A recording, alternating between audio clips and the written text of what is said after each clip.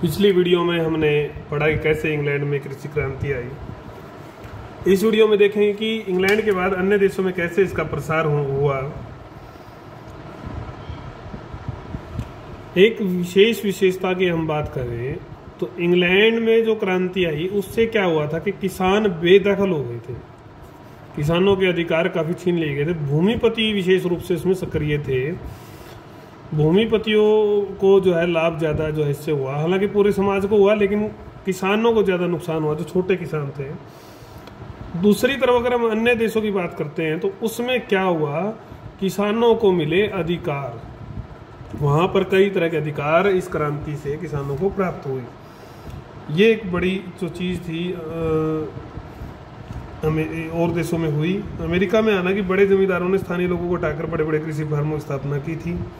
अब हम एक एक देश का अध्ययन करेंगे। सभी देशों में लगभग एक जैसी चीज़ें हुई, किसी में पहले किसी में बाद में अपनाया गया। 1779 में जो क्रांति जब हुई उससे पहले की अगर हम बात करते हैं तो किसानों के हाथ में जो मुख्य रूप से खेती का काम था, परंतु जर्मनी से लगता हुआ जो इलाका था उसमें अब भी दास्ता थी। बड़े लोग दास्ता करवाते थे, कृषि बेकार करवाते थे। सामंती विशेषाधिकार वहाँ उस इलाके में अब भी थे।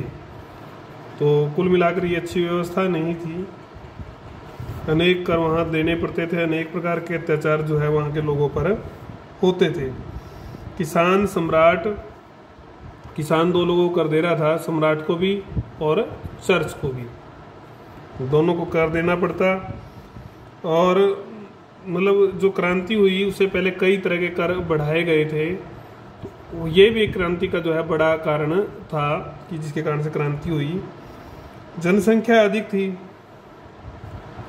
जनसंख्या बढ़ रही थी।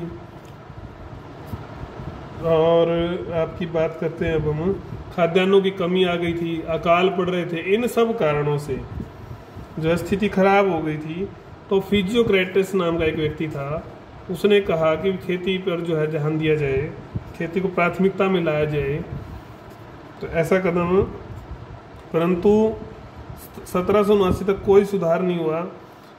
बाद में जो असंतोष उभरा, अनाज की कमी थी और भाव बढ़ गए थे, और जो भी ये कर जो बढ़ाए जा रहे थे, इन सारे से क्रांति जो है हुई। क्रांति का एक प्रमुख कारण जो है ये कृषकों का भी रहा। तो इस सारे से जो है अंत हुआ किस किस का, कृषक दास्ता का। क्रांति जब हुई कृषक दास्ता का अंत हुआ, कर कम कर दिए गए या कर हटा दिए गए, कई प्रकार के जो कर थे, चर्च कर इत्यादि, और किसान जो है अब स्वतंत्र बन गए। ये परिवर्तन उस समय में हुआ।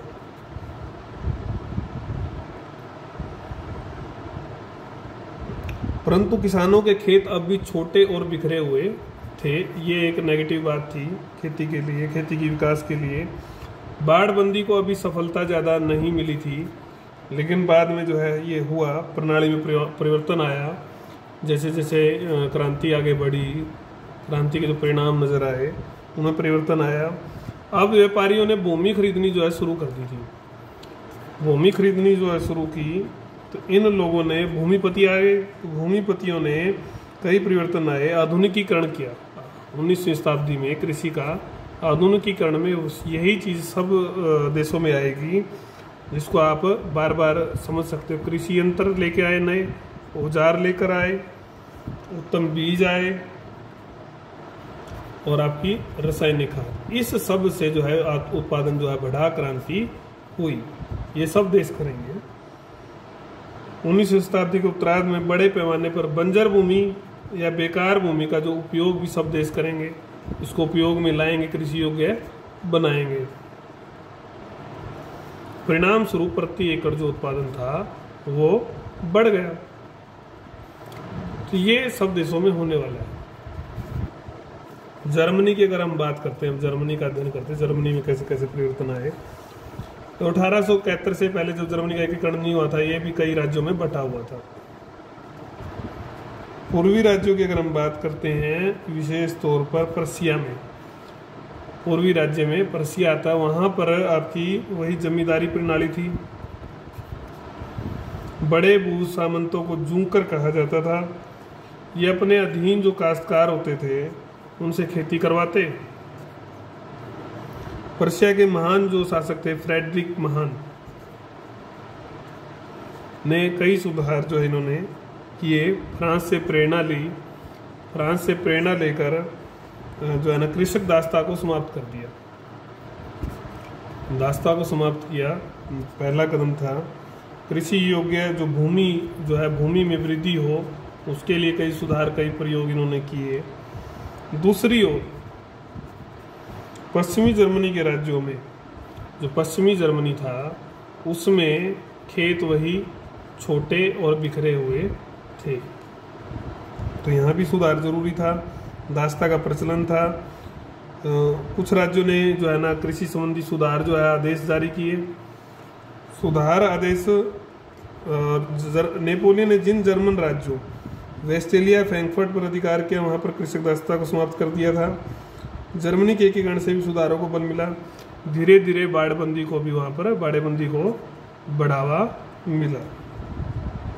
चरागाह समाप्त हो गए, सांझी भूमि समाप्त हो गई और उस सारे का कृषि योग्य में भूमि बनाकर उपयोग किया गया।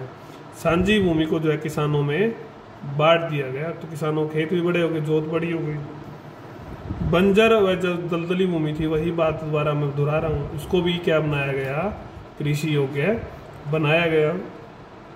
निकास प्रणाली, गहरी जो निकास प्रणाली थी वो बनाई गई। रासायनिक खाद, उत्तम बीज, इन सब का प्रयोग हुआ।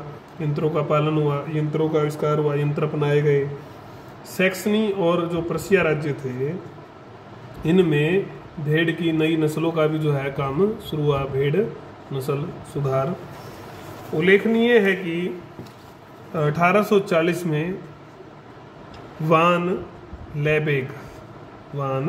लैबेग द्वारा कृषि पर पुस्तक प्रकाशित होने में जर्मनी के किसानों में क्या डालते थे खेतों में, हड्डियों का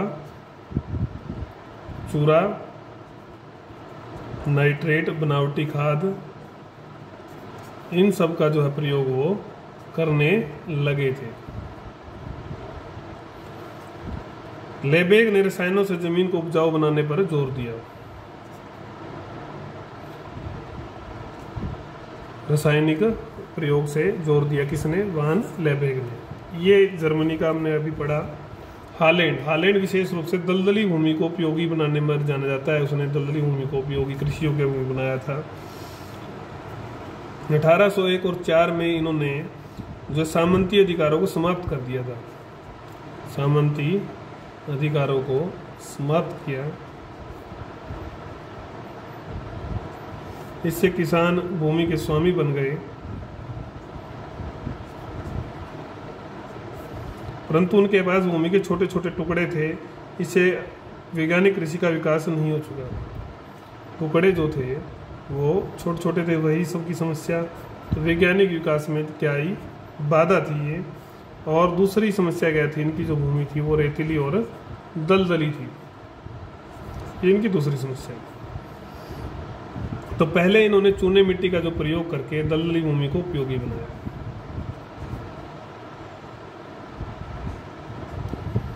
काफ़ी हद तक इनको सफलता जो है इसमें मिली। उसके बाद अगर हम बात करते हैं, बाकी के देशों ने भी प्रेरणा ली इस मामले में हालैंड से, और अपनी जो है तरीकों का जो है इनके तरीकों का प्रयोग कर अपनी भूमि को इंग्लैंड ने या अन्य देशों ने भी योग्य बनाया था। और इन हालैंड वासियों ने जो है इंग्लैंड से क्या प्रेरणा ली कि फसल बदल बदल कर बोए, फसल बदल बदल कर बोकर जो है इन्होंने प्रयोग शुरू किया। पशुओं की नस्लों में भी सुधार किया,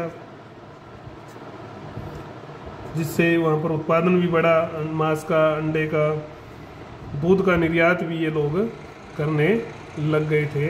ये यहाँ पर उन्नति हुई। इटली की अब हम बात करते हैं। इटली में क्या जो है विकास हुआ। इटली भी जो है जर्मनी की बात ही कई राज्यों में बटा हुआ था 1870 से पहले, आपको पता ही होगा।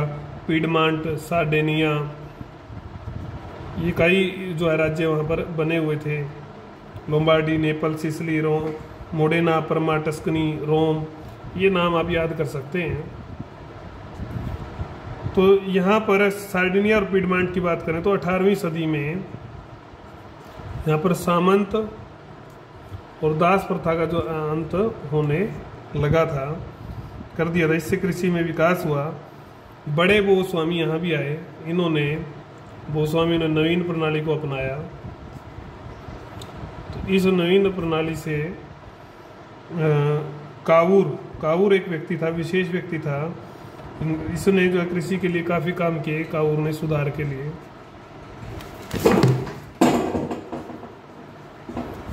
कावूर ने जो है सुधार के लिए कई काम किए। इसमें हम पढ़ते हैं कि वो 1850 से 52 तक कृषि मंत्री रहा। उसके बाद वो 61 तक जो है 1861 तक प्रधानमंत्री भी रहा। तो उसके पास बड़ा अच्छा मौका था, अनुभव थे। तो उसने स्वयं जो है उदाहरण बनाओ कृषि फार्म स्थापित किया। कृषि फार्म स्थापित कर वैज्ञानिक तरीके से वहाँ पर खेती की और करवाई। उसने सारी चीज़ें जो हम पढ़ आए हैं, बाड़ेबंदी का भी प्रयोग किया, बीज, खाद, फसल बदल कर बोना, बंजर को योग्य बनाना, इन सब तरीकों का जो है प्रयोग कर कृषि का विकास जो उसने किया। धीरे धीरे